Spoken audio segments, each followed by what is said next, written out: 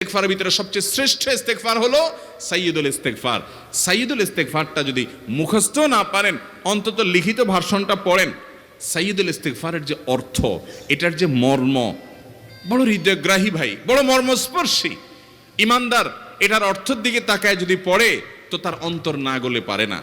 আল্লাহুম্মা আনতা রব্বি, হে আল্লাহ আপনি আমার রব, আপনি আমার পালনকর্তা লাগেন। আপনার সাথে আমার এই সম্পর্ক, আমি আপনার গোলাম, আপনি আমার রব, এই সম্পর্কটা আপনার সাথে আছে। আল্লাহুম্মা আনতা রব্বি লা ইলাহা ইল্লা আন্ত, ও আল্লাহ আপনি ছাড়া আমার ইবাদত, আমার গোলামি, আমার দাসত্ব, উপাসনার উপযুক্ত আর কেউ নেই। আল্লাহুম্মা আনতা রব্বি লা ইলাহা ইল্লা আন্ত খালাকতানি, আপনি আমাকে সৃষ্টি করেছেন। ওয়া আনা আবদুক, আল্লাহ আমি আপনার গোলাম।